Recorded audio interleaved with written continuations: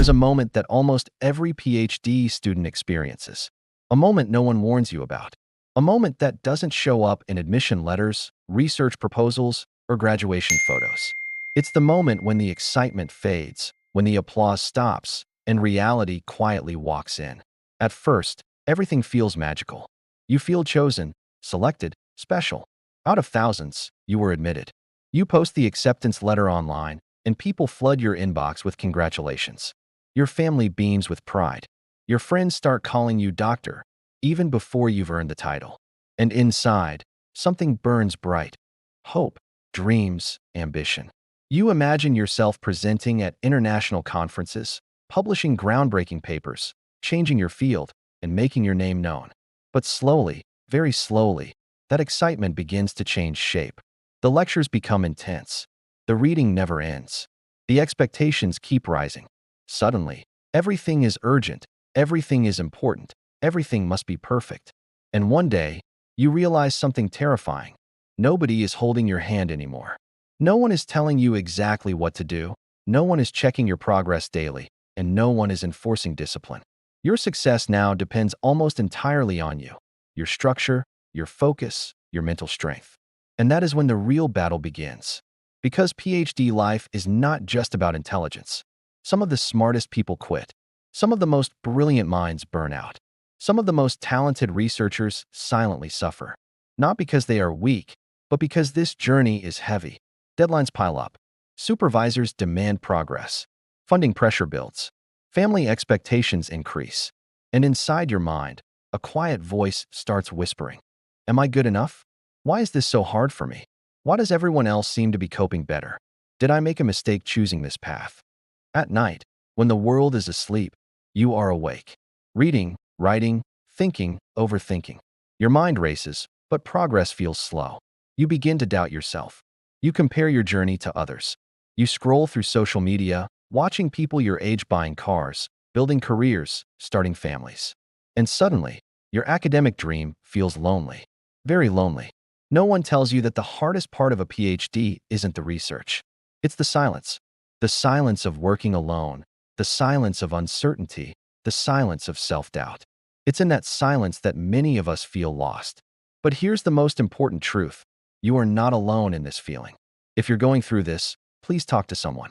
Your university's mental health services are there to support you. This journey is tough, but you don't have to walk it by yourself. Have you ever stared at a blank page, the cursor just blinking, mocking you, while the weight of your entire PhD feels like it's resting on that single, empty screen? You're surrounded by books, by data, by the ghosts of scholars who came before you. But in that moment, you feel utterly and completely alone. You've read all the articles. You've seen all the advice. Work smarter, not harder, they all say. But what does that even mean when you're already giving it everything you have? This isn't a story about finding some magic trick to productivity. It's a story about finding yourself when you feel like you're completely lost in the work. In a small apartment, somewhere in the city, a light stays on long after everyone else has gone to sleep. Inside, a young researcher sits, their face illuminated by the cold glow of a laptop. The to-do list they made this morning is still there, mostly untouched. And it's not from a lack of effort. It's from a day spent chasing a single footnote, fixing a broken piece of code, or rereading a paper that suddenly just makes no sense. The guilt feels like a heavy blanket. I should have done more, a little voice whispers. Everyone else is moving faster. Everyone else is smarter. This is the silent battle of postgraduate life. It's not the research itself that breaks you. It's the quiet moments in between. It's that feeling of being an imposter, convinced that any day now, someone's going to discover you don't actually belong here. It's the loneliness that seeps in, not because you are physically alone, but because it feels like no one in your life truly understands the pressure you're under. Your friends from your old life, they talk about their weekends, their promotions, their holidays. And you talk about a theory, a data set, a looming deadline. The gap between your worlds feels like a canyon. You start to wonder if you've made a huge mistake. Did you take a wrong turn somewhere? This feeling, this constant pressure, can lead to something we all fear: burnout. Now, burnout isn't a dramatic collapse. It's a slow fade. It's the passion you once had for your topic turning into a dull ache of obligation. It's the kind of exhaustion that no amount of coffee can fix. The researcher in our story felt this. There were days when the motivation was just gone. The joy of discovery was replaced by the fear of failure. They would find themselves scrolling through social media, seeing these perfectly curated images of success from other academics. And that feeling of being behind, of being a failure, would just intensify. The dream of contributing something meaningful to the world felt like it was slipping right through their fingers. But then, one night, after another day that just felt like a total failure, they didn't open the laptop. They just sat there in the silence. And for the first time, they allowed themselves to feel it all. The frustration, the fear, the loneliness. And in that moment of surrender, a thought emerged. What if productivity isn't about doing more? What if it's about doing what truly matters? This was the very first secret. It wasn't found in a textbook or a productivity seminar. It was found in that moment of quiet reflection. And the secret is this: true productivity in research is not about the hours you work. It's about the intention you bring to those hours. So, the researchers started to change their approach. Instead of a long, daunting to-do list, they began to define just one or two essential tasks for the day. The things that, if completed, would represent real, tangible progress. They started using a simple timer, not to force themselves to work more, but to give themselves permission to stop. 25 minutes of focused work, followed by a 5-minute break to walk away from the screen, stretch, and reset. It felt strange at first, this act of letting go. But slowly, something shifted. The work started to feel less like a battle and more like a conversation. This is where the second secret revealed itself. In those quiet moments of rest. It is the power of deep play. The world tells us that to be productive, we must always be on. But the most brilliant minds in history knew that inspiration is often found not in the lab, but in the moments of leisure. It's found in a walk without a destination, in a conversation about something other than work, in getting lost in a piece of music or a good novel. The researchers started actively scheduling thinking time into their calendar, walks in the park, visits to a museum, anything that wasn't work.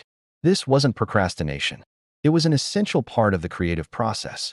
And in these moments of unstructured play, ideas that had been stuck for weeks would suddenly untangle themselves. Think about it.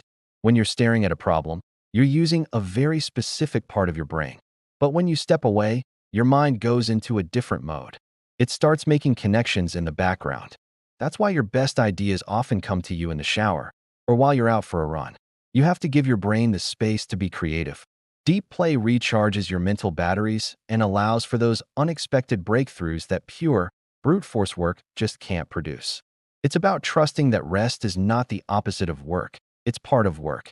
And this leads to the final secret, which was the hardest to learn, but by far the most powerful.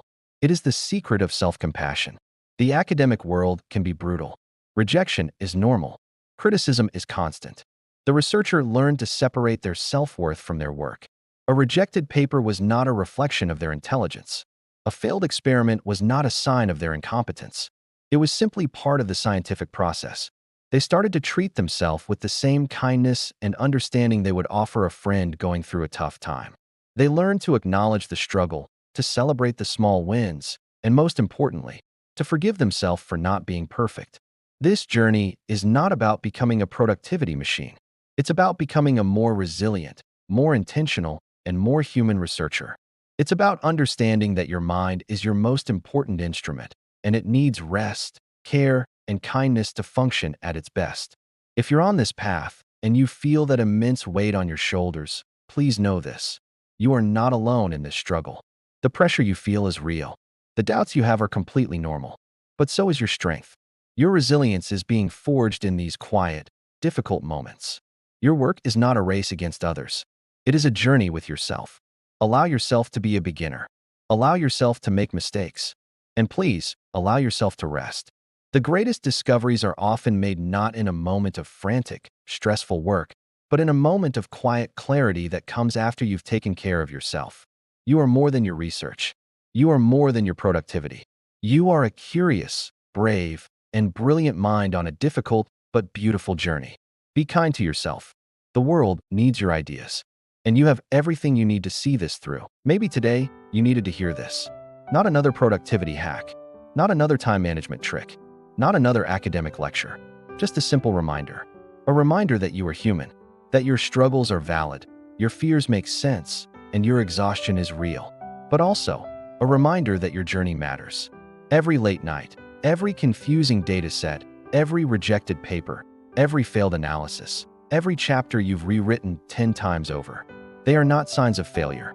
They are signs of becoming. Becoming stronger, becoming wiser, becoming deeper.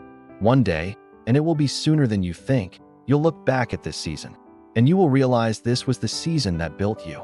The season that taught you patience, resilience, discipline, and self-belief. And when you finally stand at the finish line, wearing that gown, holding that certificate, you will understand something powerful. You didn't just survive this journey by chance. You survived it by courage.